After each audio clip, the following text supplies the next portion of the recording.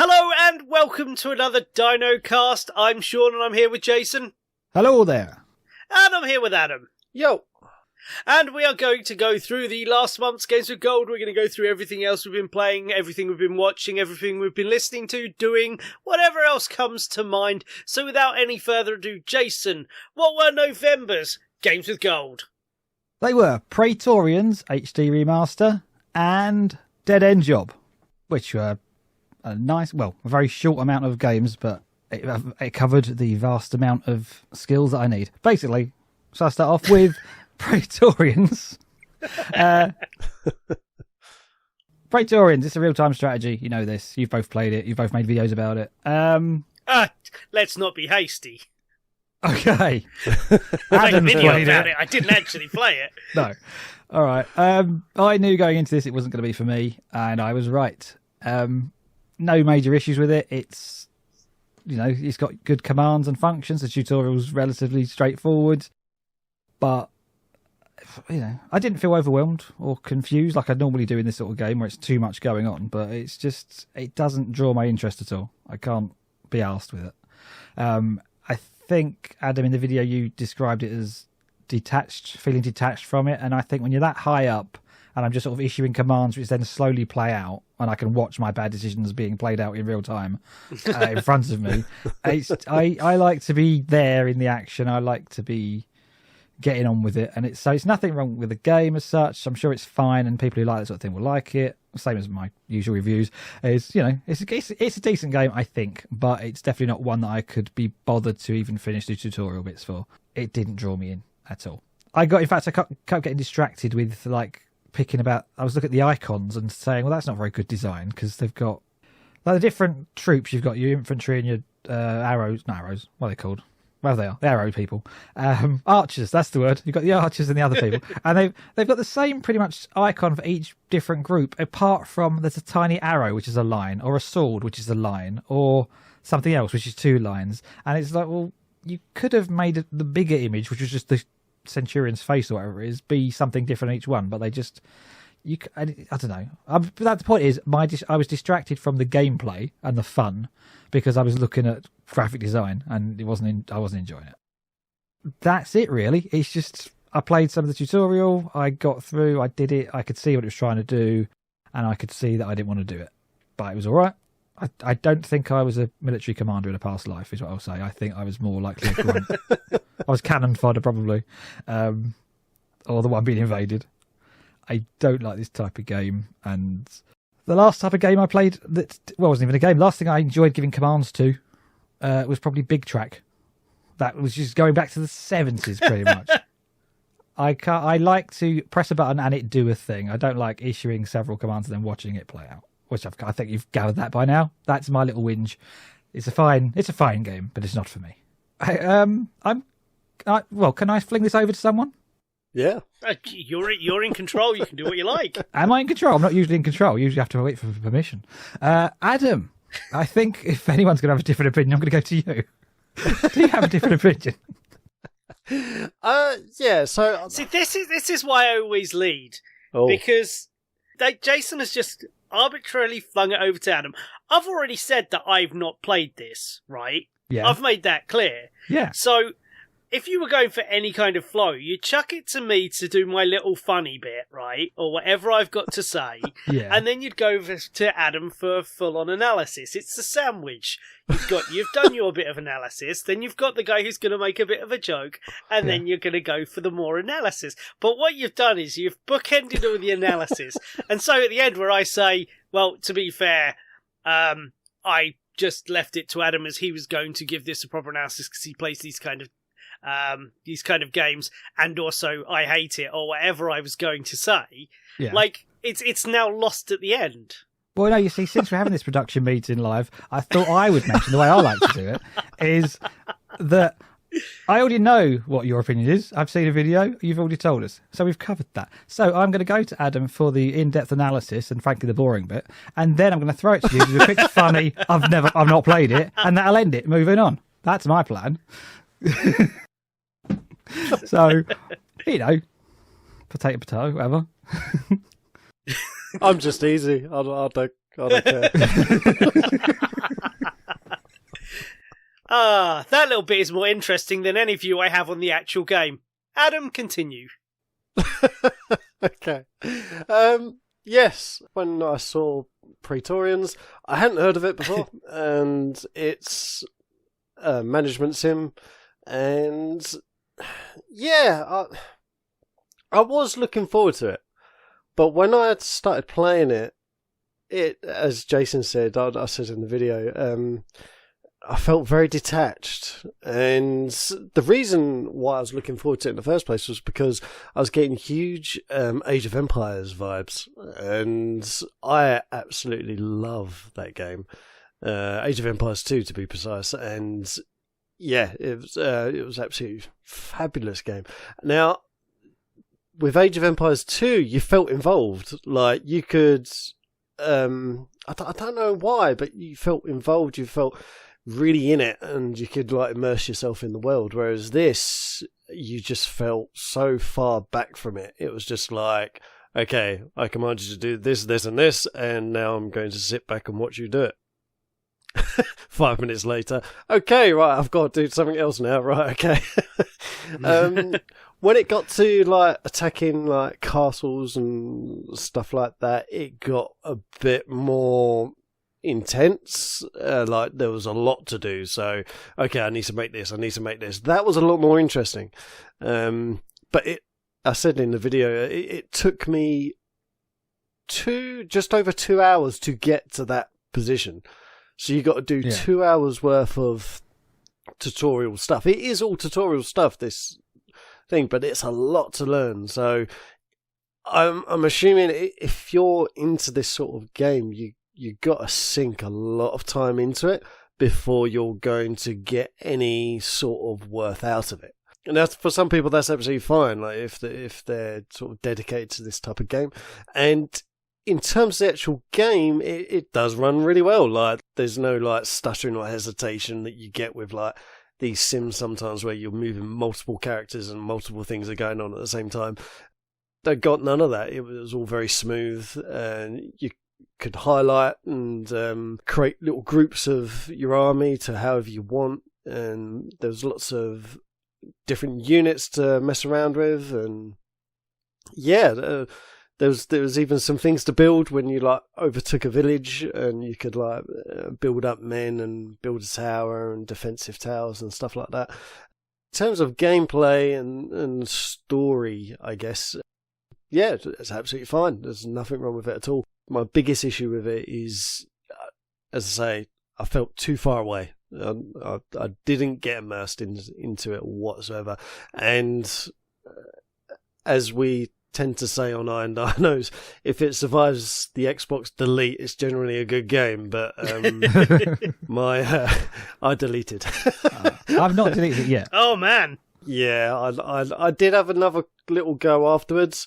Like I said, I was going to, but I just got the same feelings, and I even got past the tutorial and into the game itself, and it was still the same thing. There was lots of slow moments, and yeah, so overall for me, it's a thumbs down. But overall, in terms of mechanical and stuff like that, the game's done very well. But yeah, for me personally, no, not good. Do you know what? I really thought this was going to win you over. Oh. I thought you were going to go back to this at some point and be like, oh, do you know what? Actually, once I got a bit more used to it, I bloody love this one. So, yeah, I'm surprised. You've surprised me, Adam. Yeah, I was hoping for that as well. I thought you'd be the one. Sorry, should I redo it? Sorry. If you just keep playing it until you enjoy it. There's nothing actually wrong with the game itself. It's a perfectly fine game. It's just I felt too detached. That was. I think we all agree on that. So, yeah, it's a good game, just not a fun game for us. Maybe. Perhaps. Should we move on to another game? Yes. How about Dead End Job, which I did enjoy. This was a nice little treat for me. Obviously, it's Ghostbusters, and it's what do you call them? Not run and gun. What are they called? Ren and Stimpy. Twin stick. It is. It's got lots of things. We've played similar games in the past with the same sort of theme, which I didn't enjoy. But this one, I also enjoyed the actual gameplay. So this actually was really fun. I spent a bit too long on the not character creation, but basically it opens with obviously a nice little song and this bit and pieces, and then it gives you the character name Hectoplasm, I think it is. And then I saw underneath it said edit name. I thought, oh, I'm going to now spend like 5 minutes trying to think of a pun name for a ghost. Spent far too long, felt upset with myself for not being able to get one. Ended up with Texocist, like The Exorcist. It's good. It's good. It is. Well, the thing I love most about it is when it does do the story, it refers to them as text. As text for the rest of the game, but not in that different coloured font like a lot of games do when they do like your own thing. It's just part of the normal text. Like, it flows really well. I was so happy. I'm simple pleasures, but it was good. Anyway, that is not the best part of the game, but that is what drew me in. And then the song. Oh, just before you move on, then, yeah, I've just thought of Pete Old Juice. That's quite good. Hate you. It's pretty clever, isn't it? That's I very didn't clever. notice that. I wish I had. I'd have spent hours doing that. Coming up with weak puns. Well, then I got really upset because then the song starts and then it like introduces that character and then another character and then all the little extra like the Secrascary and that sort of thing. They're all pun names. I was like, oh, I could have done so much more with this. But yeah, apart from the puns, it's generally it's a bit like Pac-Man but with guns, and obviously it's Ghostbusters influenced very much so. Go into different rooms, clear it with ghosts, pick up your pickups. I had lots of fun. I did get killed a few times early on. I've now got around that issue. Thank you for the video, by the way, Adam, for mentioning you can vacuum up the money, because that was the one thing that was really annoying me, that I would get money stuck behind a desk and I couldn't get it. And I didn't even think of vacuuming it up. And then I went back and went, oh, wow. Yeah. Well, it was late at night. I to be fair, the first 2 rooms I got a bit stuck on that, and then I suddenly realised, I was like, oh, yes. But yeah, had a lot of fun, blasting furniture and blowing stuff up. And I think as you like to say, it's deceptively more complex than what it actually first appears. You've got a variety of different ghosts that do different things. You've got the slimy ones that leave trails on the floor that get you stuck on. You've got the ones that shoot directly at you. You've got the ones that just sort of float about and get in the way. You've got the boss type ones and the other ones that leave. Well, lots of different bosses, lots of different things, and even some of the rooms are more filled with explodey things that then set off other chain reactions of other explodey things. So it's there's a bit of variety there that I didn't at first grasp when I first played it. So I've not played a lot of it, but I do want to play more. And I didn't intend to play it this morning. I did play it this morning again and thoroughly enjoyed it. So of the 2 games, this clearly is the winner, I think. This is everything the other one isn't, in the fact that it's you press a button and it does it. I know I haven't had that issue you mentioned with the shooting the wrong way or anything. I found that to be fine, and I do see there is a like a power up for getting more better accuracy. So maybe they've got to make it deliberately off the first time to improve it. But I didn't have any issue with where I was shooting, as that I noticed anyway. I was quite happy with that. It seemed to I pressed a button and it did it, and I generally felt if I made a mistake, it was my fault. The only mistake I kept making was going through a door and then resetting the room I was just in, and having to go back in and start all over. Yeah. So if there's any negative, that's the only thing I've had so far. But it's fine. It just means it's only negative. It's your own incompetence. Well, no. If you go quite close to a door, you seem to just go through it. There's no. I didn't feel like I was deliberately going enter the door. But you know, I feel that. Yeah. It certainly wasn't anything worth complaining about, which I'm now doing. But it's fine. So that's what I think of it. I'd like to hear from whoever wants to shout the loudest. That's my neighbours, apparently. They're really, really cracking on right now. Okay, they didn't like it. Dead end job. They're passionate about Strong something. thoughts I and don't know what they're opinions talking about. Will your mic pick it up? Can we listen in? I don't think I should be allowed to do that. That's just for my personal pleasure. Anyway, moving on. I don't really do this. This is just a bit. Okay, dead end job. So I've not got to play a lot of more of this yet. It is top of my list of stuff to play when I've miserably dragged myself to the end of Gotham fucking Nights. So this is like a bit of light at the end of the tunnel. It's not that terrible, but it's not good. Really liked what I played, but I've not been around a lot. I've been away doing things, so my game playing time has been limited. I've been chugging through Gotham Nights, but I'm very much looking forward to giving this a really good go in a week or two when that's out of the way. Loved Cool. everything I saw and love everything I played of it so far. Adam? I absolutely love this. Loved the art style, very sort of 90s style cartoons. And yeah, I think we're all fans of Ghostbusters, so yeah, this hits all the right notes. That little issue with the wandering aim, I like to call it. You soon get over that. You soon get used to it, and I'm pretty sure at this point it's a game mechanic, not a fault with the actual game. I think they've done that on purpose. Just because it just happens way too often that it wouldn't be. So you get over that and you get used to it, and then it sort of flows and you can get like really far in the level. I've yet to complete a level. Oh, even though I I've saved up loads of coins and money and opened up the next level and got to like the goal. I think it was like 50,000. I think the first goal. yeah. Yes. Done all that, but I've yet to complete an actual level. So yeah, I need to do that, but it's great. My skill ability in these games tends to be limited, so if I'm having fun with a game like this, then yeah, it's generally a really good game. I experienced what Jason said about the slipping through doors. In fact, I'd almost completed one of those like really difficult rooms where you've got one of them, I forget all the names of the ghosts, but that screaming red ghost that comes after you. I had two of those. I had two of the guys that shoot multiple bullets at you, and then I had those like 3 little worm ghost things that sort of slowly move across the screen and blow up. I'd almost cleared the whole room and I slipped through the door by accident. And then I come back through and it restarted. I was like, oh my God, that's so frustrating. Yeah. But that, I'm sort of 50-50 on, is that my own incompetence or is it just really easy to slip through the door? So, yeah, I'm not sure about that. It is easy to slip through the doors. Other than that, though, it's great. I mean, you got all the different power-ups as well. I like that about it. And then you got like you can pick up these guns, which are limited use because they're essentially a bonus item. So you can pick up a shotgun and stuff like that. And as long as you use it in like correctly, you can wipe out even one of them like red screaming ghosts. Yeah. So yeah, really, really good on that. Had lots of fun trying to work out what each item did, actually. I think me and Sean mentioned that in the video. Just trying to work out what each one does. I'm pretty sure I got that knife and fork one right. I'm pretty sure it reveals where food items are in like cabinets and stuff like that.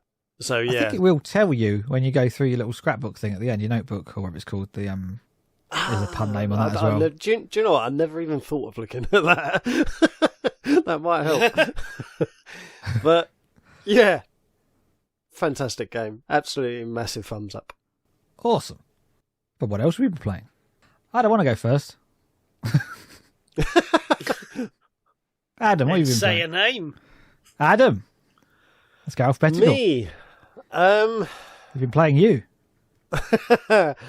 I played a little bit further on Valhalla, which for people who have been listening is probably of no surprise. I did a few more achievements on Assassin's Creed Chronicles China. I did a few more on those. I did a bit more dead end job after the video. Excellent. I've been about on a few games. I did a bit more Broken Sword 5. I went back to that. That was quite fun. I need to get back to that.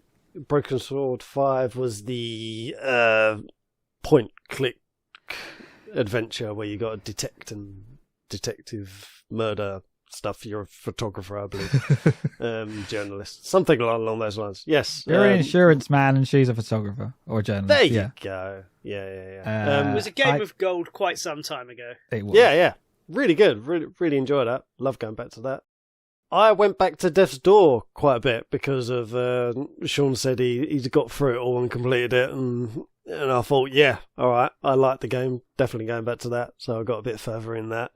But in terms of actual new games to mention, no, I haven't played anything new. Other than that, I shall pass over to Sean. Hi. As mentioned before, I have been chugging away with Gotham Nights. Most of my complaints for last time have held. I do enjoy the writing in it.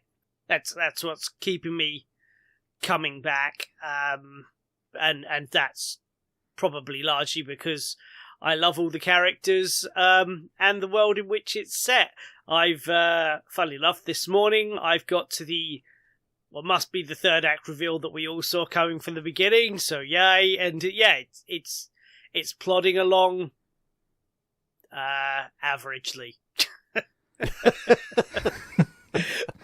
That's all I've been playing. I've just been minorly frustrated and largely bored, chugging my way through that. I really like where they excelled was in the, weirdly enough, in the side stories. The Clayface, although that boss fight is fucked, that needs a lot more work.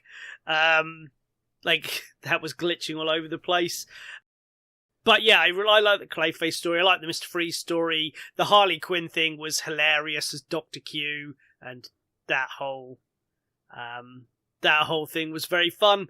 But yeah, meh. What a meh. Disappointing game. Can I ask? But Jason, yes. Sorry, before we go on, can I ask? Away. If you wasn't a fan, would you have carried on playing? No. No chance in hell. Yeah. I missed a load of notes because, like, I had a load of other complaints to bring in as well. I don't want to go on another 40-minute tirade about why this game just is not very good. Like, it's fine, and if you are the kind of person who wants a game that is fine to chug along in, that's great. I just expect more, and I really don't expect to be fucking bored. Yeah, I was really interested, because you got further into it, literally dragging your ass through it. But I was interested if you got further into it, would it actually improve? But it sounds like it hasn't. No, if anything, it's got more boring because things are taking more hits to kill. Right. Well, this month I've mostly been playing Gotham Nights. And I'm gotta be, I see some of the complaints. In fact, I see all the complaints, or most of the complaints. But generally speaking, I think this has got a really bad rap. I think it's been accused of being far worse than it is. I've heard it's the worst game ever made, the shittest thing. It doesn't do anything. Oh, no, that's ridiculous. If anything, it's a mediocre game. I think. I think everything to a certain degree works. I can come back to some points on that in a minute. I'm also worried about. You talk about having notes. I have noticed I have no notes for this game. Usually I type up some keywords to think about. That's and as damning an indictment as anything. No, I had plenty of notes before I compiled my notes, and I've just looked at my notes, which I thought I had a lot of notes, and it just says X. So, generally speaking, I don't think you can really say this is a bad game without also accusing so many other games, and perhaps you might want to accuse all these other games of being a bad game. I think Adam in particular, this is so similar in structure to a lot of Assassin's Creed games. I don't know how you could say one is great, one's not. It's basically jump across rooftops, assassinate things, kill things, fight people with sort of either not really parrying attacks, but sort of dodging and attacking and that sort of thing. It's multiple different enemy types. Does it handle the same as Assassin's Creed? I mean, obviously, there's lots of different Assassin's Creed games, and there's no parkour or anything like that. Right. You can kind of do it. Back when I listened to your one last month, which I wasn't involved in the Dinocast, you mentioned about your grappling hook is launch it, slide along, and then stop. Launch it, slide. No, you can have multiple Spider-Man type one. Can chain events along, and you press jump at the end of the thing. You jump to the next one. Do not compare it to Spider-Man. There is no comparison. Well, I'm saying last Spider-Man I played properly was the PS2 Spider-Man 2, which was very good. Right. I was very happy with it. But I'm saying there's nothing to say you can't swing from one place to another. Generally, I can always get where I'm going without touching. Well, don't touch the ground anyway, but without stopping. Particularly when you've opened up your later traversal stuff, like your flying or your other bits and pieces you can do. There's like, what's it called? That's a real interest. I hadn't unlocked all of those when we spoke last time. That's a real interesting thing of the question shouldn't be like, I applaud their attempts at variety between the 4 characters with those, but sometimes it's a question of should I do something rather than can I? Because Jesus Christ, the Nightwing's glider and fucking Robin's slideways are terrible. I agree with one, I disagree with the other. Slower than traversing it without it. Right. I was against Nightwing's thing, but I think Nightwing's thing is probably the most manoeuvrable and flyable thing you've got. If anything, it could be slightly faster, but it's you can pretty much get wherever you want to get. You can go up and down. You can keep going. It doesn't die after a certain period of time like some of the flying does. I find the Nightwing's one is one of the better ones. Robin's, I think, has to be used in certain circumstances. Now, I was mainly using Robin as my main character for a lot of it, or at least I was flicking between them evenly, but my goal was to sort of be Robin, was the main point. But of anything, I think Robin's is the worst traversal, which is basically teleporting. It's teleporting so far. You basically get 7 seconds to choose a destination. The screen zooms out way above, so we're going back to the whole Praetoria thing again, to see it from vast distance. You then have to choose where he's going to land. It's quite accurate if you know which button you're aiming at, but it takes too long. It takes you out of the game. All of the other maneuvers, like the other 3 characters, if you're moving like grapple, fly, do this bit, press the button that does the traversing bit, it's relatively smooth and you can keep them all chained together and keep going. But Robin, you're constantly being taken out of it if you want to use it. I'd say the only good time of doing that is to like sneak up behind someone, stealth kill them, then do another one. You can do quite a lot in a row. Knockout. Robin doesn't kill. Yeah, well, that's the same with all the Batman games. Like, none of them kill, obviously, including shooting fire bullets at them. That doesn't kill them either. There's lots of things in this game which should kill someone, which clearly don't. I like the way they actually put like a little mission interlude bit where they talk about, oh no, Red Hood's bullets don't actually kill people. That was interesting, but clearly they do.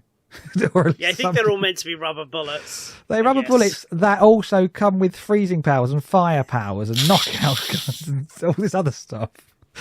But if you could I think the way to look at this game is it is definitely a game. It is not in any way intended to be a real life simulation or even like what's it called? Free roam city. It's a game world. It's not an actual city you'd go and live. It doesn't feel like that. There's hardly any traffic on the roads. There's hardly any pedestrians. There's certainly not a huge variety of things they say. The old games kind of got away with it because they would say the first one was set in, I know it's a different company, but the first one was set in an asylum, so you just had the inmates. The second one, they cleared out the area, and the third one, I think, was like terrorist attack or something. You get rid of those. I can't remember. Third one was Christmas, and there was a terrorist attack, so they told everyone to go indoors. Yeah, so there's got reasons why there's no one about. Arkham Knight had no excuse until about halfway through. Okay. It says this one, realistically, if it's set in Gotham, should have more pedestrians, a bit more variety. But I think it does everything to sort of the base level or just what it can get away with. It's not fully polished. That's what I mean. That's kind of the point I've been making. One of the things that so frustrated me.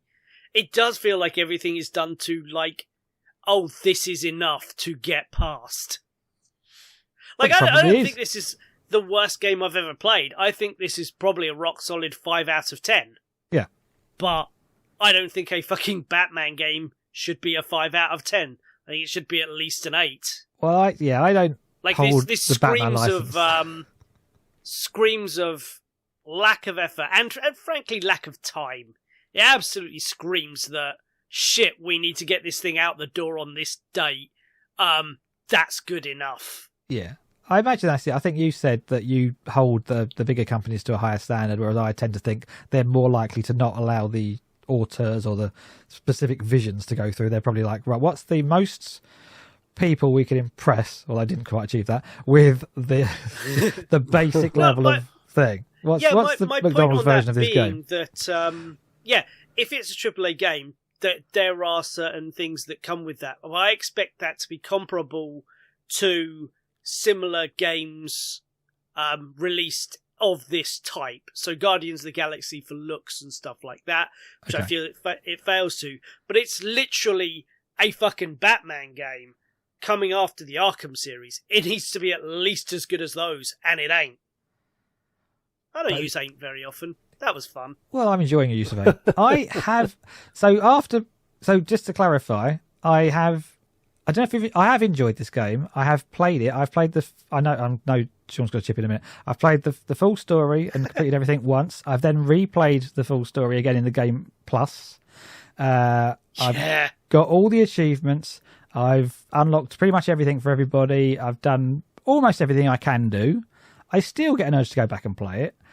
This is the kind of game that works for me in terms of, when I say Praetoria, I haven't got time to play it. I haven't got time to learn all the things. This doesn't take a lot of learning to do. There is some leveling up. There is choosing the right weapons for the right situations if you want to do it that way. There is tackling certain adversaries in a certain way, or certain ones first will be more advantageous to playing it. But generally, you can just go in, find someone to punch, do it for a bit, and enjoy that, move on to the next thing. And if that's kind of how I want to spend my evening sometimes, is just not really thinking too much about it, running around a darkly colourful city, kind of, finding something to keep my interest for a few minutes, do that, and then that's it. So I'm not saying it's the greatest game ever. I'm saying it actually drew me in, and it does rely on a lot of addictive qualities, I would say. I knew this quite early from playing. It is, Adam, you'll know this from some of the other Assassin's Creeds, it's a collectathon. It's there's another thing over there game. There's another thing over there game. If I just do that one, I'll be slightly higher in my detective skills. So next time I'll have another thing to do, or a higher quality, higher skilled thing to do in the next game if I unlock them all now. It's that sort of thing. It's very much a keep you busy game and keep feeding you that little bit of, I don't know if it's endorphins or whatever it is, that just keeps you wanting to do a little bit more. Obviously not in Sean's case, but in my case, it was very much a case of I could do this extra bit. This will keep me going for another 5 minutes, 10 minutes. It's a YouTube session for me. I'm not going to sit down and watch the entire film, but I might watch 25-minute YouTube videos for the same duration, because I feel I can drop in and drop out to this game, and it kept drawing me back, and it still has. I've played it again this morning. What's the other thing I was going to say? And the weird thing is, the structure of it is, I don't know if you know this, Adam, it's set. So you've basically got the hub world, which is daytime indoors, and then you've got the city, which is nighttime outdoors, and you're dressed as your character outdoors, and you're dressed as the civilian version, but not civilian, indoors. And you can make your weapons and stuff when you're in the hub world, and then when you're outside, you're sort of using what you've made that night, really. As you go out and you find small crimes or bigger crimes that you've already unlocked, and you learn about them, and that supposedly gives you information to find bigger crimes, and then harder to beat villains and hopefully more complex scenarios. It's just a continuous loop of feeding you things to do, really. But the point is, because it's set day and night cycle, I was weirdly, I don't know if it's on my pattern forming. I think you're kind of overselling the day part. It's just when they're in the loft for the short period you're in there. Yeah. It happens to be in the day. 95 to 99% of this game takes place in the dark, mostly in the city. But I'm setting up for a reason, because the reason is it somehow played into my way of having to do it, because it takes place at night, and although the time doesn't really move on throughout the night, you can spend 3 hours outside and it's the same time, I think. In my mind, it structures me, well, I've got to complete all these things during the night, and then I'm like in a day-night cycle in my head of doing it. So I've got and I'm changing characters every time I go out. So I'll spend the entire night out with one person, then go back, and I might stop playing, or I might start another character, and I feel like I've got to complete the whole night with that character. This is not necessary to complete the game. It's just the way my brain works, and it was a weird way of pushing me through this. What I know isn't a day-night cycle, but I'm sort of following it as if it is real time for some reason. I don't know why. And yeah, probably a lot of stuff I've got out of this game is stuff I've put into it, which is not necessarily a good sign, but it has kept me playing and talking as well for now. I'm sure there's lots of things I'm forgetting add about. something you mentioned a little while ago. Yeah. You've gone and played through it, New Game Plus. Yeah. Like, why do you think I did that? That's fucking bullshit. Why can't I get the main level that I need to do in my first playthrough? Why do I need to play through it a second time? I agree with that. I hate that kind of nonsense. Like, I can understand it.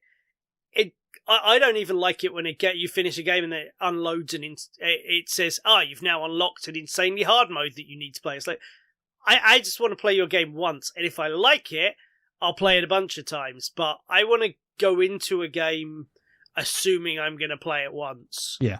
You know what I mean?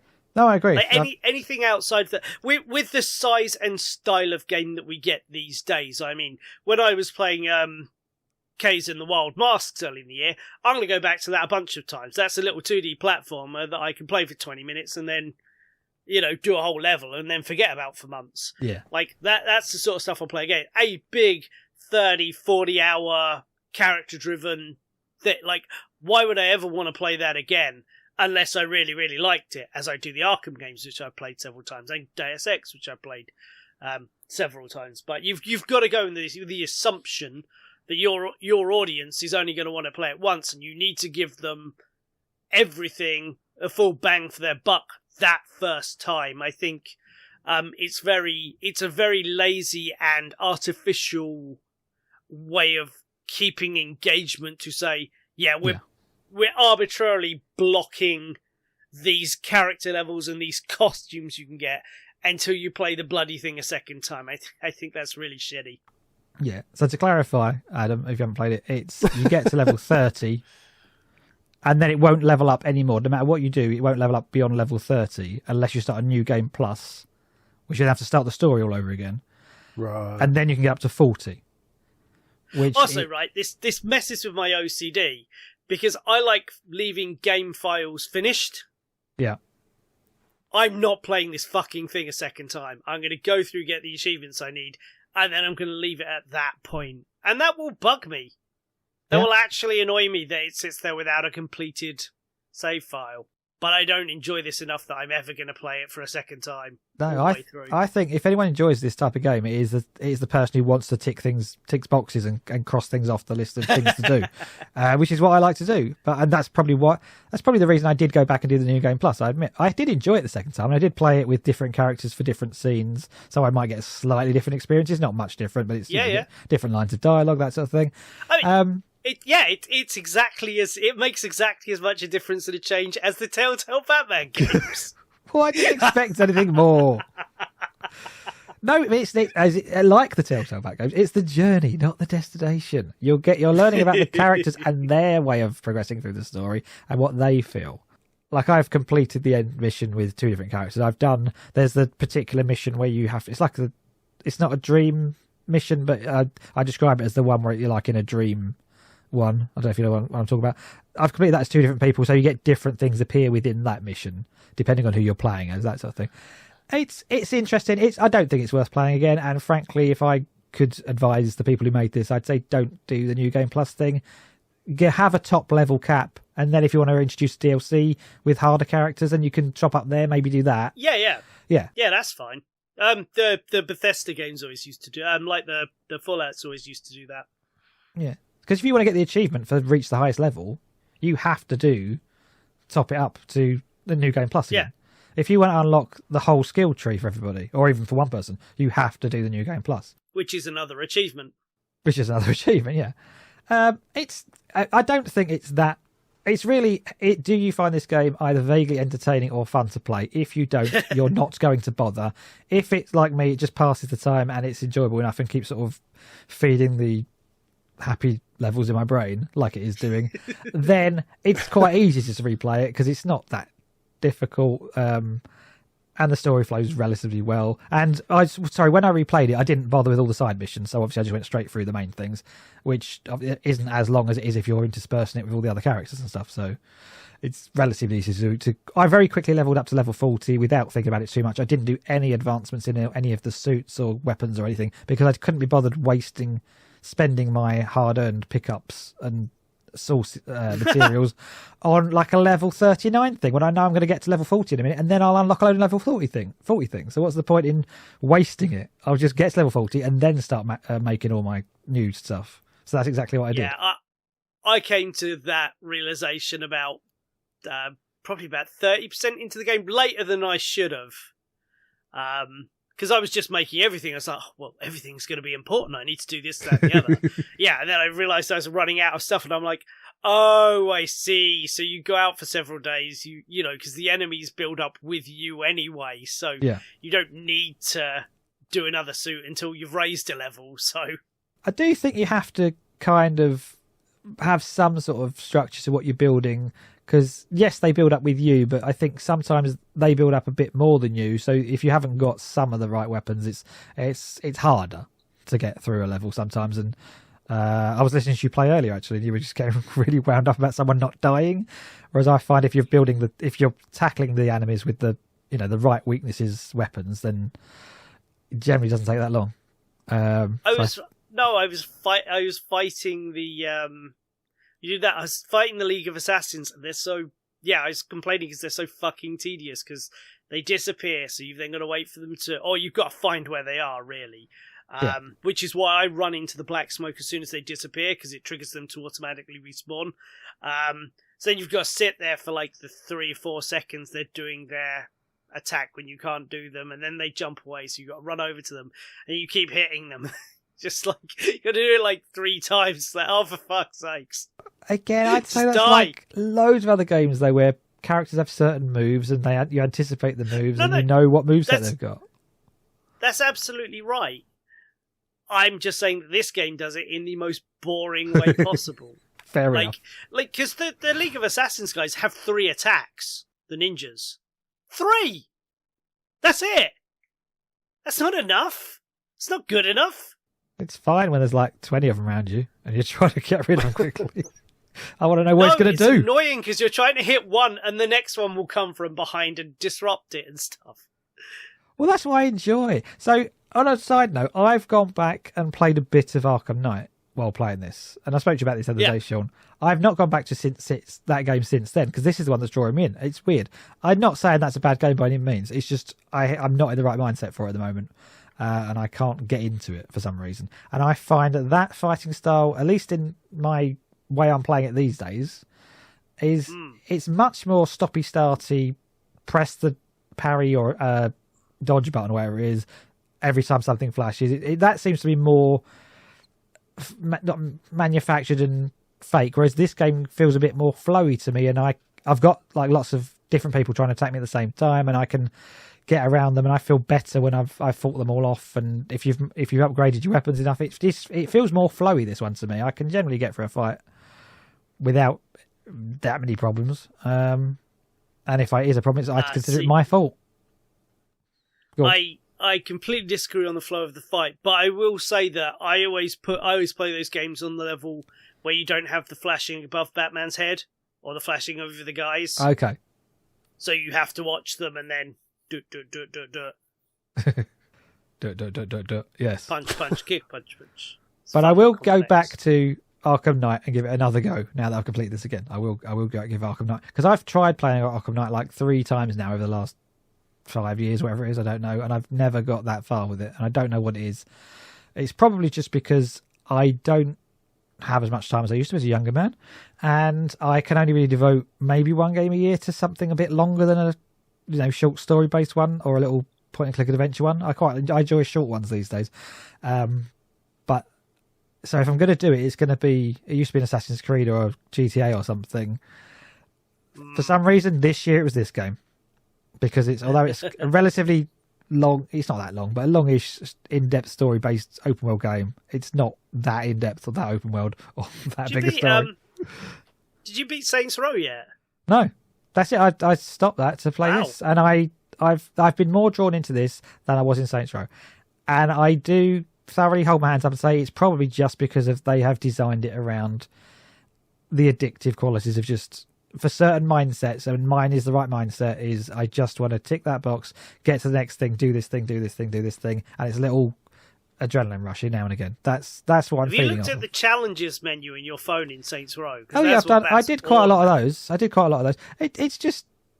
It's like a lot of things. Sometimes things appeal to you and sometimes they don't, and there's no necessary reason for it. And I'm not against Saints Row. I was enjoying what I played of it. It just didn't call me back that day. But then every Saints Row game I've ever played has always had that way with me. I never thoroughly get invested or enjoy it the first time I play it. I always have to go back 6 months later and have another go, and then I'll finish it.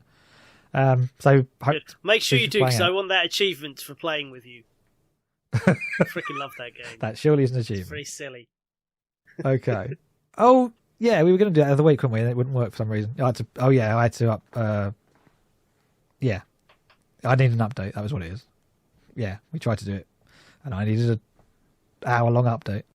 Bloody update. Bloody, it's always a bloody update. Anyway, whatever you're playing, bloody update. I've got 10 minutes to play a game. Oh, it's going to be an hour and a half to download the update. Well, that's screwed for another week then.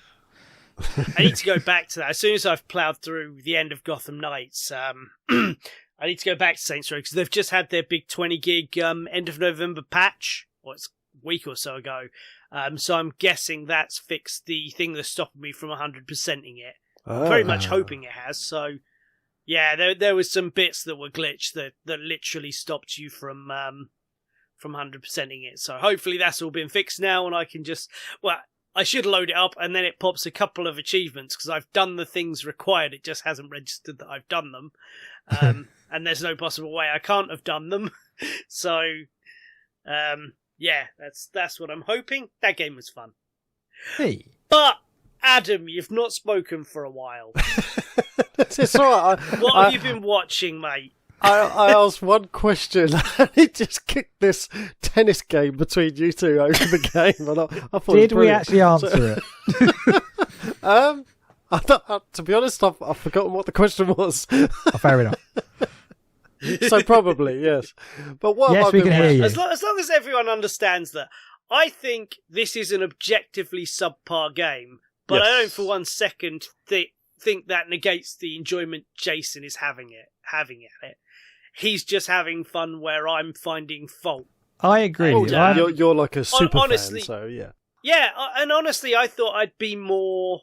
I thought I'd be more lenient, but the simple fact is that I've played other games of this type in the superhero genre that I deem to be far better, and that's the sticking point for me. I'm not enjoying the gameplay, and Jason is. And at the end of the day, well, why else are you playing a game? Yeah. You want the story, you want the gameplay. Yeah, that's fair enough. It goes hand in hand. I've had a lot of people shit on the voice acting of Gotham Nights, actually, and I think for the most part it's actually pretty good. I think it's fine. I'm not that keen on Batgirl's voice, but that's not the way it's delivered. It's just I'm not that keen on that accent or voice or dialect. I don't know what it is. Yeah. But yeah, no, all the lines seem to be quite good.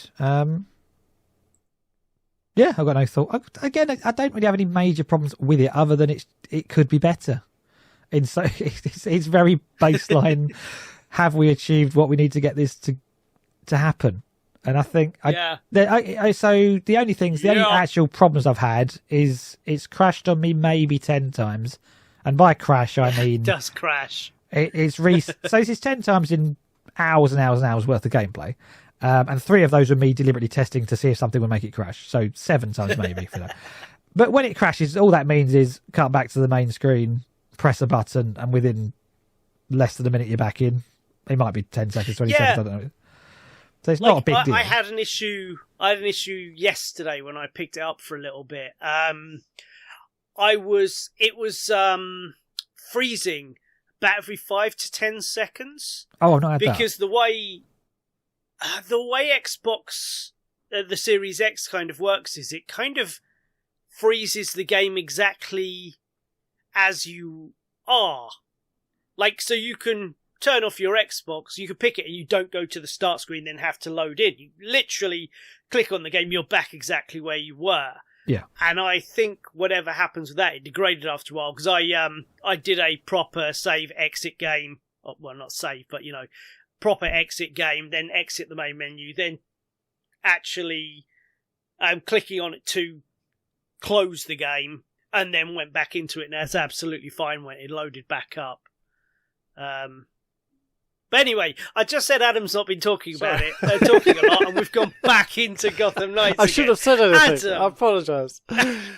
Adam, Gotham Nights is now off the table for the remainder of this podcast, unless I decide to bring it up again. Adam, the floor is yours, my friend. Okay, so one thing I've been watching that's taken up my time is Tim Burton's Netflix series Wednesday. Oh. And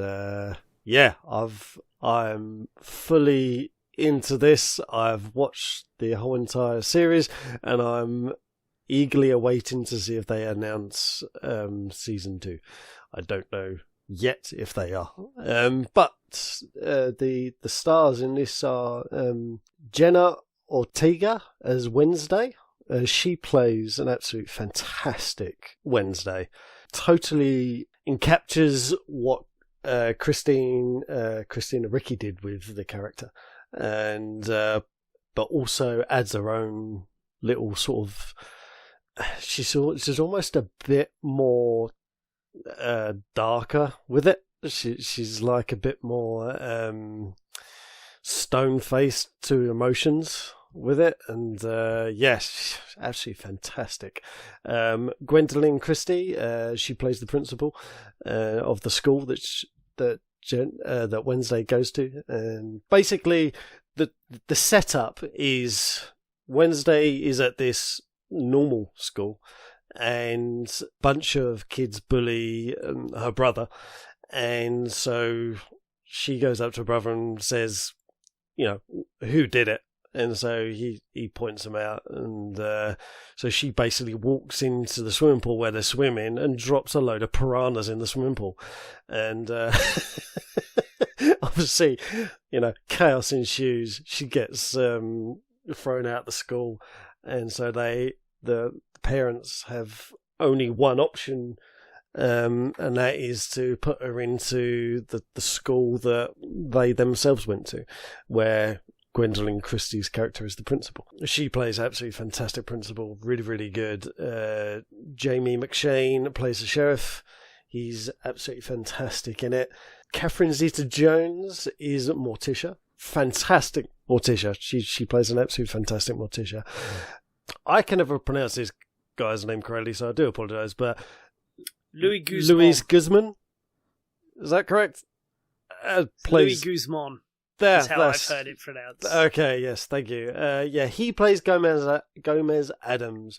He brings a really interesting twist to the Gomez character I've not seen before. See, Gomez for me has always really been like suave and really athletic with everything that he does, and really passionate with everything, whereas he has sort of turned the character into more of a doting upon Catherine, doting upon Morticia, basically, and almost a little bit like a lost puppy dog without Morticia. And I never saw Gomez as that, but it's interesting. It's interesting how that plays out.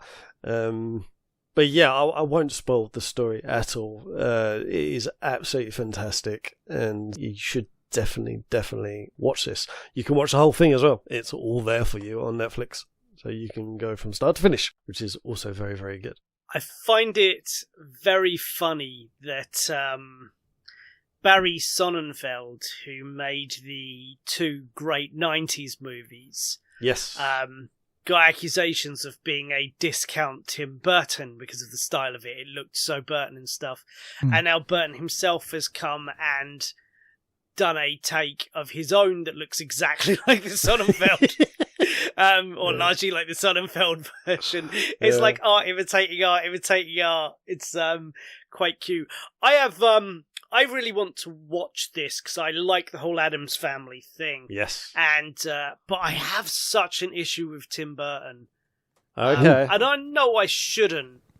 What's the but issue? It's been so long since he's done anything good or of value that I think he's that I fear he's utterly lost it. And I know he's a creative, and he's one of those ones who kind of uses that kind of artsy-fartsy creative as a shield for being a bit of a prick. But it's just like there's just an idea in my head that I'm not really interested in what Tim Burton has to say, while also like having that big thing of my head of however 80s to about mid to late 90s Tim Burton is fucking incredible. And if we're getting that back, I'm very, very interested.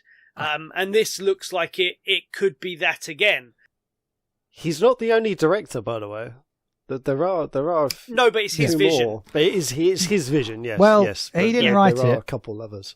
It's kind of under his name, but he didn't write any of his stuff. No, but he didn't write it. He's not the creator. The creators are the guys from Smallville, who've created this show. Miles Miller and Al Gough. That's the ones, yeah. And comic book bullshit. I know that. So I think Tim Burton directed like 4 of them. Oh, I should clarify. I have seen all of them. I binged this in like 2 days. I enjoyed it very well. James Marshall did too. I would say the stylistic and thematic is very much Tim Burton, but it's the story is obviously just it's as you said, it's written by someone else. It doesn't really matter. It takes his general thing of the outcast, which is pretty much all the early films, I would say, like Edward Scissorhands and all that, and it basically puts an outcast. Big Adventure. It puts the outcast in a school for outcasts. And they're still kind of an outcast. It's basically the plot of this. And it's also a bit Scooby-Doo. It's supernatural. There's extra elements they've put in. There's werewolves and vampires and all that sort of stuff at the school. They were always in the Addams Family. I know, but it's a bit Hogwartsy in terms, but not wizards. It's like supernatural creatures. It's, as you say, quite dark. There's murderous elements. There's like a whodunit going on for the whole time. There's a few little storylines going on which kind of intertwine and don't intertwine. I really enjoyed it, I've got to be honest. Quite liked it. There's even creatures with no faces. I thought they were quite interesting.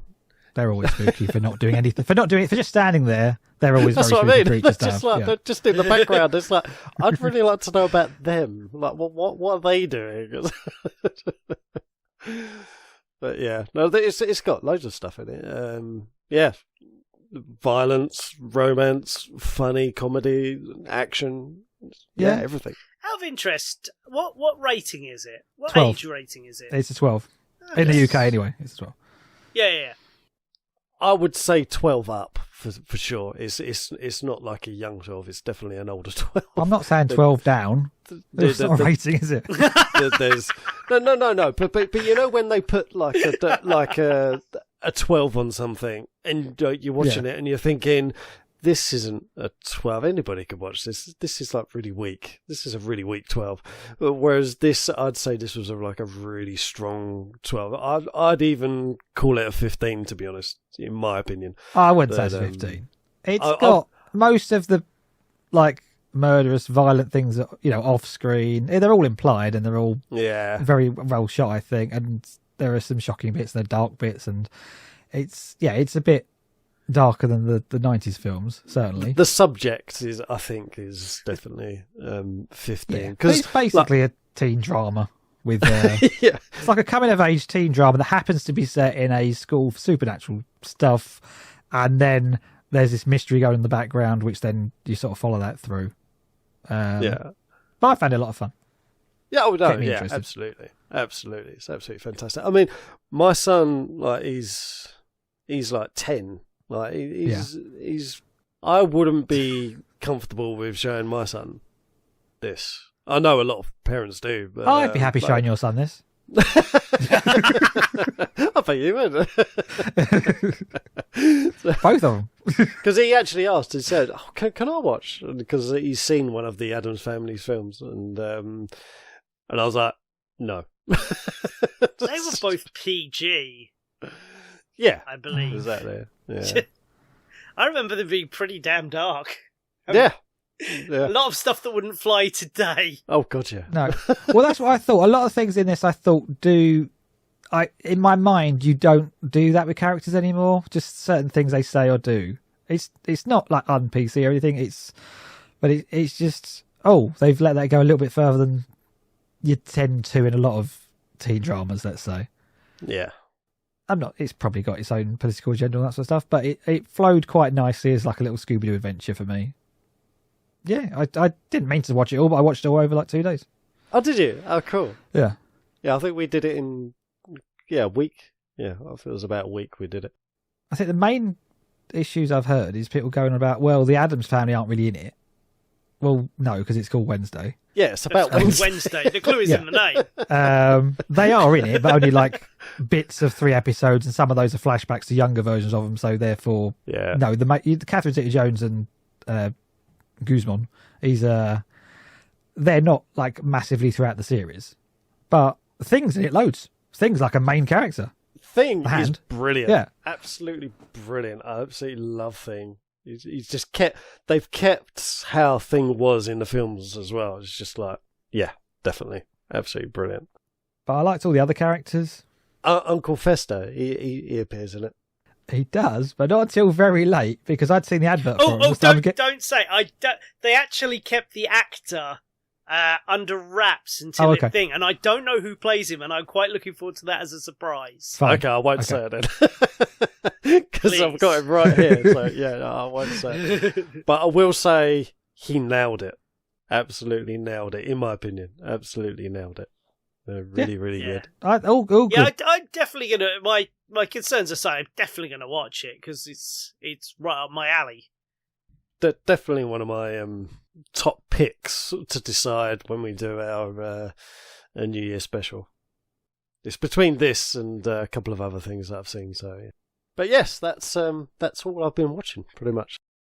So yeah, other than that, that's all I've been watching. So I'll throw this to Jason. Okay, that's what I've been watching too. So we've pretty much covered it. I've been watching Wednesday.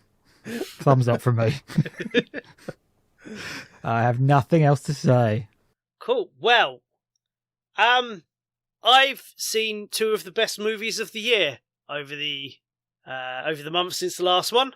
I saw a Korean movie called Decision to Leave, which is by the guy who made the Vengeance trilogy, Sympathy for Mr. Vengeance, Old Boy, and Lady Vengeance. Surely you guys have heard of Old Boy. I only heard of Old Boy. I can't think of the others, to be honest with you. And I haven't heard of that film before either. Very, very good. But it's an incredible film. It's a detective romance thing. A bit quirky. So the idea is that this man, quite a successful man, likes to go out into the middle of nowhere and scale this particular, it's like small, it's not really a mountain thing, it's like an atoll thing. He likes to go and do that on his own. Falls off and dies. So the detective fiction comes in, or the detective part comes in, where you've got these 2 detectives, and one of them thinks that perhaps there was foul play, and perhaps it was the wife. So the movie goes through, and this detective appears to become increasingly infatuated with her, and then they start having a friendship, and it's a bit vague as to how far exactly this relationship is going. But like the detective also has a load of problems. He can't sleep and stuff like this. And so it follows this quite unpredictable path of him trying to figure out if she did it almost with her help, as their friendship continues. And it's about this bond that forms between them, and the bond of, the duty of being a police officer, detective, onto some of his other crimes, and she helps with that and stuff like that. And it's really, really absolutely fantastic, and it comes to this wonderful, satisfying conclusion. At which point you realise you're only halfway through the movie. Because this is a big movie. Like, I think it's well over 2 hours, right? Yeah. And the second half is... You understand by the end of the a little way into the second half why it's doing what it's doing, because it feels a bit like it's repeating, but it's merging genres and like the whole story. You needed to get that bit out the way first to put a firm line on what their relationship is and can be going forward, and then it shows what it is going forward. And it was an absolutely genius move. And this thing, it flits through genres like nothing else. Like, it starts off a bit noir, so it's kind of, he's the detective and he has trouble sleeping and this, that, and the other, and it's like almost starts becoming a buddy comedy thing, and later, like, there's strong romantic ties throughout it all. At one point, like, me and my mate are laughing to each other because it has just become like straight up a soap opera so subtly that when they show another soap opera on the screen to tell you what they're doing, and the same thing is happening in the soap opera that in the movie that's been going on in the movie, you just absolutely cannot help to laugh out loud. It's just absolutely masterful, the way it just kind of flits and changes and morphs, while all the time keeping laser focused on the relationship between these two characters. All right. It's an absolutely incredible piece of film. And of course, whenever you're talking about things like this, the soundtrack's incredible, the acting's incredible, the cinematography's incredible. You know, all of these things, like, most movies actually look and sound fantastic. I know people like to shit even going so far as the Marvel movies, but let's face it, they're pretty fucking well filmed. But yeah, this has a tone, and, like, obviously there's some washing out to make it look a bit different depending what tone it is, and then, yeah, when it comes to the end, it ends in the way that it's going to, and it's strongly emotional finale and everything. It's incredibly strongly emotional finale. Yeah, so Decision to Leave. Make sure you see it. It's absolutely incredible. Like a last minute addition to my films of the year. Cool. Excellent. And then, literally a couple of days ago, on Thursday this week, I saw The Menu, which is one of the greatest movies I've ever seen. Wow. The depth, the number of layers to this thing, and what it's saying and what it's doing is unbelievable.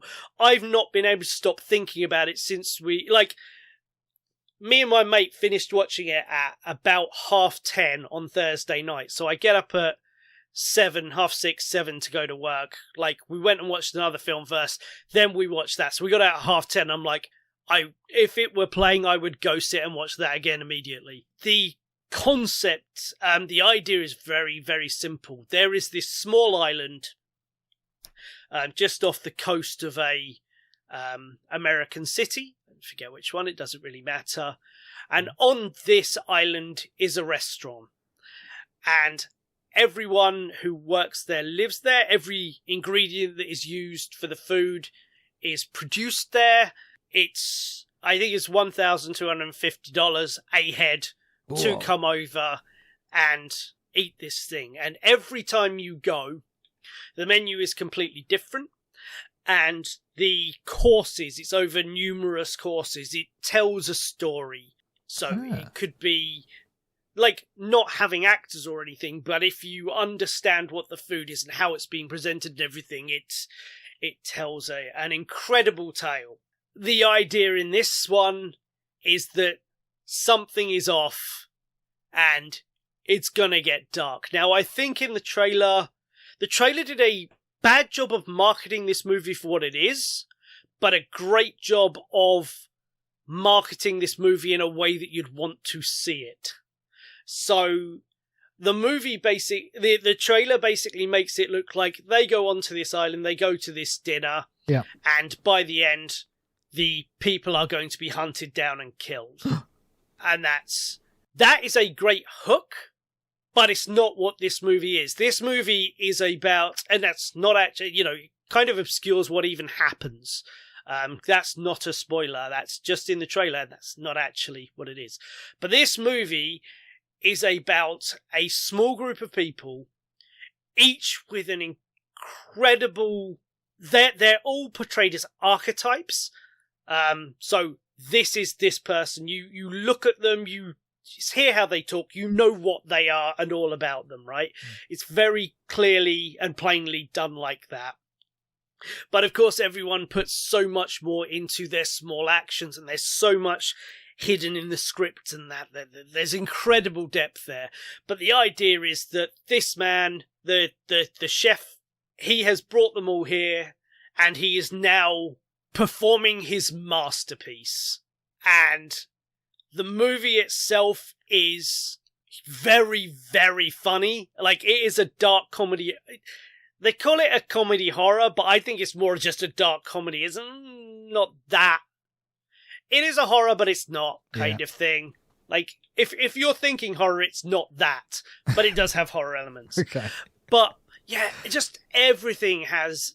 Like, it's taken... Like, from start to finish, its entire pot shot is about the entire culture of food. And then it goes down to the... it goes down to, like, within the island and stuff, the way that we're killing a planet with fucking McDonald's everywhere. And it then goes down to the kind of people. Like, each of these people are a different kind of archetype of the kind of people who consume food and the way in which it is consumed. But it's doing the same thing about the movie industry and how films are made and all stuff like that. It is incredible. And, so the main chef is played by Ralph Fiennes. Yeah. And, like, I literally turned to my mate at one point and just said, I imagine what happened here is someone wrote the title The Menu. It's about a chef doing his masterpiece. And then they phoned Ralph Fiennes before they even bothered filming it. Because, like, it absolutely feels like it was written for this guy and his unbelievable charisma and acting talent to bring life to, because the entire thing hinges on his performance. There are a couple other main characters who are vitally important and do an amazing job as well, but everything is anchored to him, and it's Ralph Fiennes. Have you ever seen him be bad in anything? You've seen him in bad movies, but you've never seen him be bad in them. I'll put money on it. He's quite bad in Schindler's List. He wasn't the greatest. But acting-wise, no. Top. Very good. So yeah, like, my film of the year is locked in because of what it is. But, like, Everything Everywhere All at Once, Decision to Leave, and The Menu are all fucking perfect. And I'd say Nope as well, actually.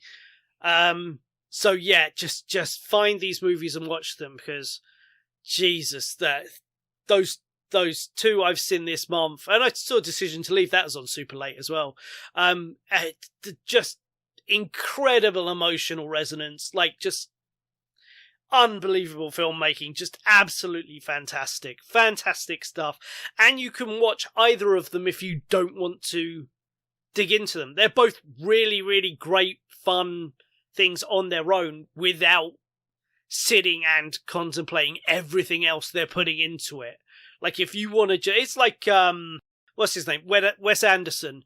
If you want to sit and watch The Grand Budapest Hotel as just a fun little romp about, family interdynamics and a guy who just wants to run a hotel and all the craziness that spans out of that, you can do that. Or you can sit and tear it apart from start to finish and still be 10 layers deep and still be finding new stuff to appreciate in it. It's those kind of things.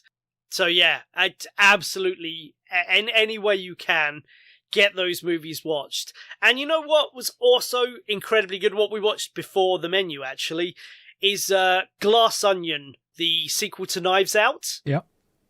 That did 1 week in the cinema, so we went to see that first. And Knives Out is a great movie, that I really liked, but I thought I was going to love. Yeah.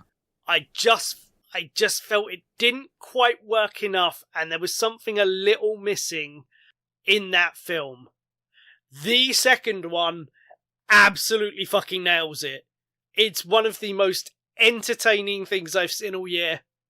And me and my mate were just sitting there laughing our arse off from start to finish. It was either giggling or just that kind of uncontrollable, just something happens, you laugh about it, and then you realise you're still giggling about it several minutes later, and you think about it again, and you start laughing again. It's so freaking good, and it's like the first one. Like the overall gag is kind of the same in that it's, as you're watching it, it's telling you what it's doing. And you're still surprised and delighted by it as it does it. It's really, really wonderful. Yeah, it's not got the depth of those other films, but on a pure enjoyment, it's one of the most fun things I've watched all year. And the other thing I've seen recently was Black Panther Wakanda Forever, which I think was fine. It was all right. Not quite sold that as well as the other ones, but okay. It's you to a degree. You can only judge it so unfairly because, by and large, it was written, it was ready for production, everything, and the lead actor died, so they had to scramble. I think it already got delayed. I mean, I think the argument could be made that this should have been Riri Williams' Ironheart was going to be a Disney Plus series, like She-Hulk and the like, and she got jammed into this, so I don't know if, all of what Wakanda Forever, or most of that, kind of got tied into this. I'm not quite sure, but the thing is a very unsatisfying mess, but I think they did a good enough job to satisfy fans. I didn't come out of it disliking it, but I didn't come out of it thinking it was particularly good. I was really annoyed about certain aspects of Namor, who I've waited for a very long time. And I didn't mind them switching him from a white Atlantean to a Mesoamerican, is it? Wherever he from Latin American stuff. I liked the look of the actor. I thought he looked cool. They did the ears, they did the little wing feet. So that's he looked the part. But I don't think they wrote him to be the part. And I think they missed a fucking open goal because Namor is basically what Black Panther is in that first movie. If they'd written him exactly the same, I think it would have been an even better parallel for what Shuri has to go through in this movie. Also, they had him yield at the end, and I have literally watched Namor be killed refusing to yield. So that was annoying. But again, I thought they were fun antagonists for the movie. I really liked the scene where they attack Wakanda. And for the Namor that they gave us, I thought the actor did an incredibly great job. Riri was charming as fuck. Really, really liked her. Shuri did a good job anchoring the movie, being the lead. I didn't know if she'd have it based on the first movie, but yeah, she did a very good job. The woman who plays their mother, I can't remember the character's name off the top of my head. She really took a lot of the acting load early on. I think she did a phenomenal job. Yeah, so yeah, pretty much everything I've seen has been watchable and enjoyable. And yeah, two of them have been two of the best movies of the entire year. But that sounds fantastic. Oh, very nice. As we tend to follow this part of what we've also been watching with what have we been doing, I thought I'd bleed straight through because it's not all I've watched, but it ties more into what I do. I spent last weekend, in almost its entirety, at Sudbury's annual Horrorthon. A beautiful weekend of people enjoying super dark horror movies for fun. And I just wanted to go through a few of the things I saw there and tell you what to keep an eye out for. Now, these are how they tend to structure it is there's a new movie, so something that's premiering for has just been released or released this year or in the last couple of years. Most people won't have seen. Then it's followed by a classic. Then it's followed by something new, and on and on and on. So my movie of the weekend was actually the first thing we saw. It's called Power Tool Cheerleaders and the Boy Band of the Screeching Dead. And this is there was a bit of a chat with the director after. He's like, this was super low budget. It nearly didn't happen. Funny enough, he said it only happened because basically he writes titles and maybe a brief synopsis of ideas. And if he starts getting the creative urge, he'll then flesh it out and that'll be his next project. And he posted on Twitter basically saying, well, this is the end for Power Tool Cheerleaders and the Boy Bands of Screeching Dead. And the woman who came to star in it was basically like, nah, we're making this movie. And she rocked up. She's like, I'll star in it. I'll chuck some money in and help produce. She then contacted a load of her mates to get them in it and stuff like that. And she kind of almost took the helm just based on seeing this stupid title. And it's, It was absolutely hilarious, super low budget, but in every way high effort. The premise is ludicrous. A young girl is haunted by the shadow of her grandmother, who decades earlier was a cheerleader in a local competition. Something killed everyone.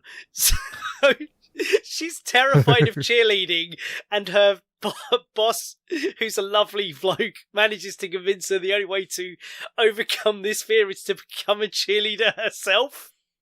And yeah, Sensible. Absolutely. And it all kind of spirals into nonsense from there.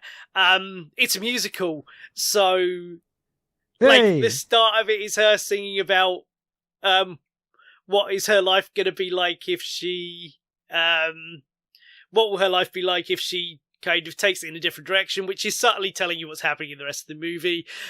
When they get to Act 2, they specifically sing a song about what happens in Act 2 of every movie. Singing about, okay, now we're here and settled, so things have to start going wrong, we have to lose, and, we have to get to the breaking point, so Act 3 can then bring us to a conclusion, all stuff like that. There's a song... when the boy band of the Screeching Dead become quote unquote zombies, they kill a dude, and he gets a song about, how to you? I'm just a minor part of this whole movie, but I had hopes and dreams. And he just a great big song about his life outside of the film, or wanting to have a life outside of the film, but it's not been written for him. That was really, really funny. Yeah, they do the bit because obviously it's a group thing. They have to do the bit towards the towards the end of the second act where they're splitting up. The heroes are at their lowest point, and every verse, each verse is one of the different girls quitting.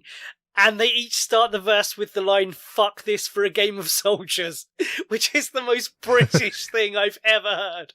And, absolutely killed me. But, it was absolutely wonderful. It's on streaming services in America. I think they're trying to bring it over here this year. But if you ever happen across that, just, expect it to look like the lowest of low budget things. It's filmed during COVID as well, which kind of hurt them. But it's the effort is high as hell, and the thing is damn hilarious. Then saw a classic one, Return of the Living Dead, which was the 80s comedy sequel to Night of the Living Dead. If you've seen that, it takes place in a graveyard around a mortuary and a factory that kind of specializes in morose things for medical science. That was really fun. Then the next day we saw Curse of the Demon from 1957, which was my favourite classic movie from the whole weekend. It was I I do like old 50s sci-fi and horror because everyone is so logical and pragmatic about the nonsense going on around them. And there's it's always feigned civility and stuff like that, and it's all great with all this craziness going on. I think it works really nicely to juxtapose absolute nonsense with these people who are like, no, this isn't happening, no, it's very serious. That works nicely. So a cool movie called Night Shift, which is about a girl who takes a job cleaning a warehouse overnight, and 5 guys invade, and they're trying to kill her, so she has to... Like, the first hour of it is largely her...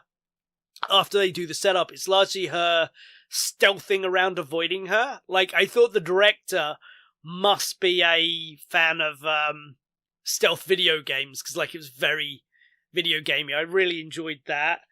We then saw The Fog, which I found I didn't like that much. I remember quite liking that movie, but I was quite bored, and I didn't think it made a lot of logical sense. And speaking of which, we then saw a very silly movie called Feed Me, which was another excellent, excellent film. The premise of this is a man is distraught after his wife, who had bulimia, literally starved herself to death.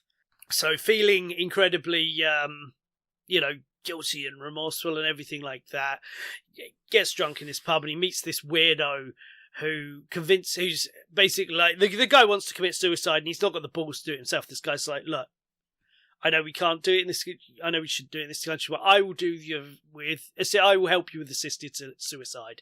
And he convinces the guy that because his wife starved from the inside out, the best way for him to kill him is to eat him alive. And what follows is a bizarre comedy about friendship and romance and one man eating another person alive that gets increasingly ludicrous as it goes. It's full of twists and turns. I think that's coming to Shudder soon this year, if it's not already on there, so I don't want to spoil it. But Feed Me is fucking fantastic. It's full of twists and turns. It's very, very fun. It's very, very dark. Yeah, really, really impressed with that one. It was mostly the new stuff that really struck a chord with me. We saw Deep Red, which is absolute pile of nonsense. Thoroughly enjoyed that. And then on the Sunday, I saw a few more movies. I'm not covering everything we watched. We saw a weird thing called Super Z or Super Z. I'm not quite sure where that's from. It may have been French. It may have been from another French-speaking country. But it's one of those films that's deeply, deeply irritating. Like, there's always a lot of annoying noise going on. And it cycles round a couple of points where you're like, oh god, this is just irritating now. To be like, oh no, the joke has gone on so long, this is actually back to being completely hilarious. Really liked that. Witchfinder General, which was the thing I was least looking forward to. I thought that was going to be unbelievably boring. Or I should say, I remember that being unbelievably boring. But no, that was really good. A lot darker than I remember it being. Then saw a fantastic movie called Do Not Disturb, which is about a young British couple going on their honeymoon in Miami, I think it is. And they find, through a series of nonsense, they find themselves with some stuff that they believe to be peyote. Something ends with cannibalism and horror. That was wonderful. It's, by and large, it's only got, 2 main characters and 2 ancillary characters who recur. And for the most of it, it's just them in a hotel room. Doing drugs, fucking, then time has shifted, and then we see the horrible things that happened in the build-up to between then and now. That was really, really great. I then finally got to see Event Horizon on the big screen. That's been one of my favourite movies for a very, very long time. I know it's a silly pile of nonsense, but it's my silly pile of nonsense, so leave me alone. It's not silly. I love it. Yeah, that was the point. So we just watched this this horrifying descent into cannibalism. And that was the point that the gourmet burger van came out. So you've got about 10 of us all talking about this horrible thing we've just witnessed, buying our burgers, getting ready to go and eat them while watching Event Horizon, which is not squeamish in the gore department. So that was fun. That was one of my best memories of the weekend. Then there was a couple of super cool little ghost stories that were fun, but it's wonderful. My mate couldn't make it this year. I was a bit and ahhing as to whether I wanted to sit through one evening and 2 full days just on my own watching horror movies. But no, it was really cool. The sense of community there is great. I know a couple other people who were up in. I know the guy who runs it. I know Sharon who manages the cinema. Another mate of mine popped into the bar a few times. I got talking to, the other people on my row and a couple other people who were there. It's just a very friendly, lovely time. Everyone's there to watch unbelievably grotesque and awful things and have a nice time while doing it. So this is as much a plug as anything, if you are into horror movies, next year, the Key Theatre in Sudbury, it's called Dead and Sudburied, because it's in Sudbury. Horrorthon next year will be number 7. I'm sure Andy will try and make it even longer. These started as like a afternoon evening thing. It was like a birthday thing he did for himself, and but because he rented the hall out, he let a load of other people, buy tickets and stuff. So me and Lee have done all of them. Yeah. Like there's one I couldn't make because I'd had an eye operation at the start of that week, and I still bought a ticket and intended to go. And I got up that day, and I'm like, there's just no way. So I've missed one, and he had to miss this one due to a family situation. So we're about even on that score. But yeah, the Horrorthons are always an absolutely fantastic time. If in the unlikely event that you're listening to this, you want to come to a Horrorthon and you get tickets for next year, just shout Shaun and I'll come say hi. We can watch horrible, horrible, horrible, horrible things together. It'll be delightful. But that's what I've been doing. That's been my event this month. I didn't want to just block all of those movies into what I've been watching, because I wanted to particularly highlight those excellent movies and then give this its own feature. But yeah, that's what I've been up to. As we've all just thrown straight to Adam next on this one, I'm going to do that again. Adam, is there anything particular you've been up to recently, mate? No, I've been busting a gut, trying to get my house finished. I've been going to work for 8 a.m, coming home for 3 p.m, and then working through and into the dark and into the night and up to about 10 p.m. every single day, pretty much. Yeah, and the pictures are now taken, so I can now actually relax a little bit. I can get used to that thing called, what is it again? Oh yes, sleep. Yeah, that's the one. But yeah, so I've just been busy. But Jason, have you been up to anything? Oh, not so much. No, just playing games, binge watching stuff.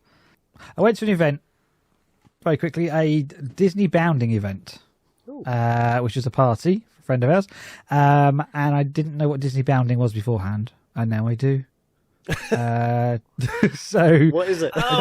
It is right. So it's basically a fancy dress party, and I was looking for a costume. Basically, the theme was Disney villains for a long time, and this was well said it way ahead of time what it was. And it was a case of, and then I was getting close to putting a costume together, and it's like, oh, it's Disney bounding, not cosplay. Basically a costume of a villain.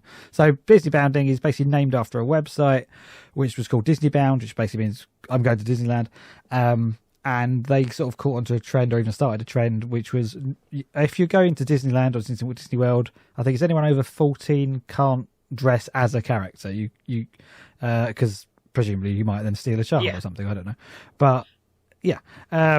or if you're just sick everywhere, they might not want that on their image of their characters. Yes, it's by and large for the I imagine it's by and large for the safety of the children, because obviously they have people dressed as Disney princesses who are paid for employees. They don't want 12 Snow White. Yeah, exactly. So people who are really into Disney and wanted to make an effort and dress up decided to do what they then became known as Disney bounding, which is essentially taking the colour palette and theme of the characters and wearing kind of normal looking clothes, but that you can kind of tell, oh, that's based on that character. So generally speaking, I ended up going as Cruella de Vil, and which meant a bit of Dalmatian print and a red and black shirt and some, other basically black, white, red, and some hints of Dalmatian. And so I didn't know what it was, and now I know what it is. And I was a bit worried that it was going to be more in depth than it was, but it was actually quite nice to look into it and choose the characters you're going to be and see who else turned up and how they'd done it. And so that's a new thing for me. I was quite interesting. I was meant to come to that party too. I was ill that weekend, which is annoying because I essentially have a Scar bounding costume that I'm never going to wear. For the most part. Does mean I didn't have to shave my eyebrow though, which I was going to do. I got like a fake latex scar just as like a little nod. Oh, okay. Just like a little extra thing, because people have scars, so it's not necessarily like a thing. So I was going to do that. But yes, people do have scars. My world's greatest uncle t-shirt will never be worn. Maybe one day. Yeah. Plans I had. I'd grown my beard right out to emulate his beard. His like little goatee. Oh, you put a lot more effort in than I did. Yeah, I've obviously got big, long black hairs, which I was going to make into a mane, and then I've got like a shirt that's kind of a orangey brown and stuff like that, which I'll never wear because it's not colour I wear. But maybe if she does it next year, you'll see the glory of Sean Scar. Yeah, I've got to be honest. The reason I chose the character I did, because it wasn't my first choice, was I looked at my wardrobe and thought, oh, there's a black, white, and red shirt that I've worn once in my entire life. What can I base around that? Get another use out of it, and I did. So yeah, that was good. Good night. Lots of fun. But that's all I've been doing, really. That and binge watching stuff. I'm playing Gotham Nights, obviously, which we won't talk about anymore because we've covered that. Cool. Well, that brings to a close another Dinocast. Adam, do you have anything that we should, that the audience should put in the comments to let them know they've listened this far? Well, I think if they've been listening, then they would have come across a tiny, tiny section in the Dinocast surrounding Batman. So I think the word should be Batman. But if you have not listened this far, if you're a dirty, filthy liar and are making up and pretending you're one of the cool kids who have listened to this whole thing, right, then put, I don't know, put Gotham Nights is great. Then I'll know it's a fucking lie. Batman's dead. Okay, gentlemen. Well, thank you for listening. Thank you for participating. That is a goodbye from me. It's a goodbye from me. And this goodbye is a goodbye from me. I thought it was only going to be a goodbye from me. I thought for a minute they didn't care about the listeners, but they do, which is wonderful. Goodbye. Bye-bye.